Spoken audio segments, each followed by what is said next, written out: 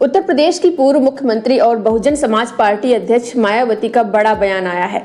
इसे राजनीतिक तौर पर काफी महत्वपूर्ण माना जा रहा है। यूपी विधानसभा चुनाव 2027 से पहले एक बार फिर मायावती अपने पुराने आक्रामक अंदाज में लौटती दिख रही हैं। कांसीराम जयंती के आयोजन को लेकर उन्होंने कहा कि पूरे प्रदेश में बसपा संस्थापक की जयंती को उत्साह से मनाया गया। इस मौके पर उन्होंने रिश्ते नातेदारी से पार्टी को अलग करार देकर आकाश आनंद प्रकरण से आगे बढ़ने के संकेत दिए। वहीं बसपा के खिलाफ छोटे दलों को खड़ा किए जाने का आरोप लगाया। इसे आजाद समाज पार्टी और चंद्रशेखर आजाद पर निशाना के रूप में लिया जा रहा है।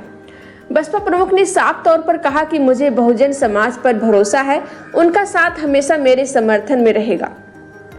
बहुजन समाज पार्टी की राष्ट्रीय अध्यक्ष मायावती ने प्रेस कॉन्फ्रेंस कर जोरदार हमला बोला है। उन्होंने निशाना साधते हुए कहा कि जातिवादी और सांप्रदायिक पार्टियां तरह तरह के हथकंडे अपनाकर बसपा को कमजोर और खत्म करना चाहती हैं। इसके साथ ही मायावती ने दो टूक में कहा कि मेरे भाई बहन और अन्य रिश्तेदार सिर्फ बहुजन समाज का ही एक अंग है, उसके सिवाय कुछ भी नहीं है। बसपा सुप्रीमो ने अपने भतीजे आकाश आनंद को पद और पार्टी से निकाल दिया है। दावा किया जा रहा है कि मायावती को इन दिनों परिवार और पार्टी की अंतर्कलह के चलते मुश्किलों का सामना करना पड़ रहा है। अब इस बयान के जरिए साफ किया है कि रिश्ते नाते पार्टी पर प्रभाव नहीं डाल सकते। मायावती ने सोमवार को कार्यकर्ताओं को बड़ा संदेश दिया। उन्होंने कहा कि पार्टी और मूवमेंट के हित और बहुजन समाज के लोग ईमानदारी निष्ठा के साथ काम करते हैं, उन्हें पार्टी में आगे बढ़ाने का मौका दिया जाएगा। इसमें मेरे रिश्ते नाते भी आड़े नहीं आएंगे। इसके साथ ही मायावती ने कहा कि पहले दलित और अन्य उपेक्षित वर्ग के लोग जातिवादी उच्च वर्गों के लोगों के सामने चारपाई और कुर्सी पर बराबर बैठने की हिम्मत नहीं जुटा पाते थे।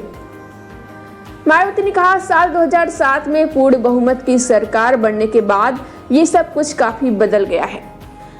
बसपा सुप्रीमो ने कहा कि पिछले कुछ सालों से सत्ता और विपक्ष में बैठी जातिवादी, सांप्रदायिक और पूंजीवादी पार्टियां किस्म किस्म के हथकंडों के जरिए बसपा को कमजोर करने की पूरी कोशिश कर रही हैं, क्योंकि उन पार्टियों को बसपा का 2007 में पूर्ण बहुमत की सरकार बनाना अभी तक गले से नीचे नहीं उतर रहा है। बाबा साहेब के जीवित रहने के दौरान भी जातिवादी पार्टियों ने बसपा को कमजोर और खत्म करने की कोशिश की थी।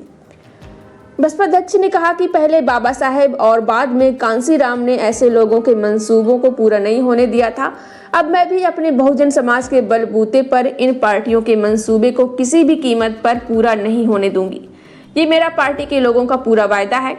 इसके लिए मुझे अपने बहुजन समाज का हर स्तर पर साथ मिलना भी बहुत जरूरी है। वहीं मायावती ने बिना किसी का नाम लिए कहा कि स्वार्थी किस्म के लोगों ने बसपा की ताकत को बांटने और कमजोर करने के लिए छोटे छोटे संगठन और पार्टियां बना ली हैं। इनसे बहुजन समाज के लोग जरूर सतर्क रहें। यही समय की मांग है और यही पार्टी और मूवमेंट के हित में उनका सही कदम भी होगा। वहीं मायावती ने कहा कि पीएम मोदी कभी कभी खुद की गरीबी के बारे में बताते हैं।